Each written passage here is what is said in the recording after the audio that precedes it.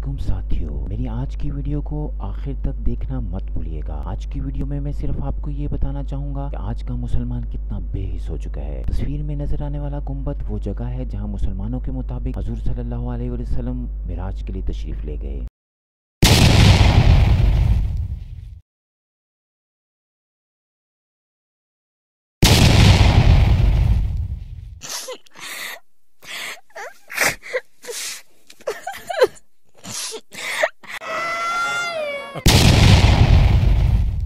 अभी जो आपने धमाकों की आवाज़ सुनी वह इसराइल की एयरफोर्स की तरफ से फ़लस्तीन के मुसलमानों पे उस वक़्त मिसाइल दागे गए जब वो रमज़ान के पाक महीने में रोज़ा अफ्तार कर रहे थे, जिसके नतीजे में तस्वीर में नज़र आने वाला 11 साला बच्चा और बहुत से मुसलमान शहीद हो गए। साथियों, इसराइल की फ़ौज ने यहीं पर बस नहीं किया बल्कि उन्होंने यरूशलेम के अंदर से मुसलमानों के 6 ख़ानदानों को ज़बरदस्ती वहाँ से बेदखल करने के लिए पकड़ लिया, जिसके अंदर बहुत सारे मुसलमान ज़ख्मी हुए।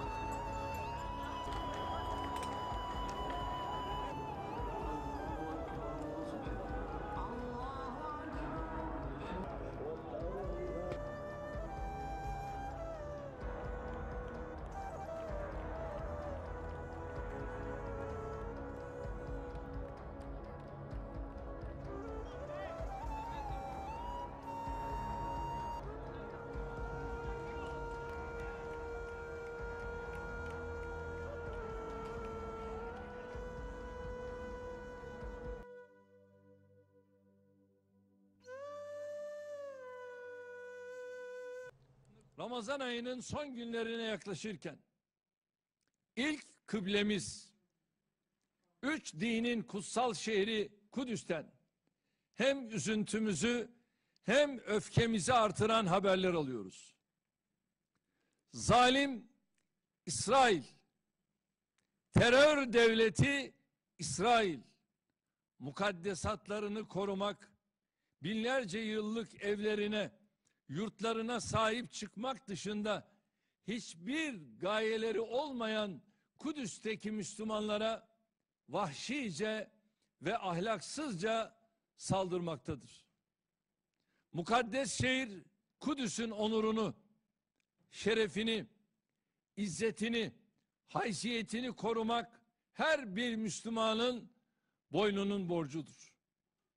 Mescid-i Aksa başta olmak üzere Kudüs'teki ibadethanelere ve Müslümanlara yönelik her saldırı aynı zamanda bizlere yapılmış saldırıdır. Kudüs'teki saldırının muhatabı oradaki kardeşlerimizle birlikte Mekke'de Kabe'yi tavaf eden, Medine'de Peygamberin aleyhissalatu vesselam huzurunda bulunan her Müslümandır. Bu saldırının muhatabı İstanbul'da, Diyarbakır'da, Bağdat'ta, Kahire'de, İslamabad'da, Jakarta'da, Kuala Lumpur'da, Bakü'de, Saraybosna'da yaşayan Müslümanların her biridir.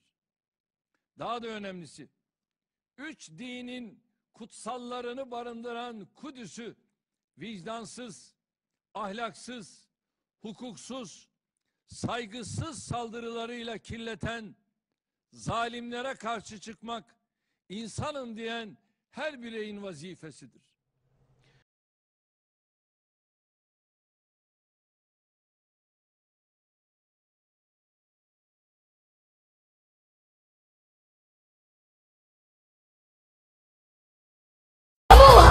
أنتم في إيران، نحن الأقوياء، نحن أسود، أنتم في إيران، أنتم لستم إلا احتلال، أنتم دولة احتلال ظالمة فاسقة، لا يوجد في قلوبكم أي ذرة للرحمة، تقتلون الأطفال والنساء وكانوا يحملون صواريخ بالطبع، هكذا يا أخوي، كان الأطفال والنساء يحملون صواريخ.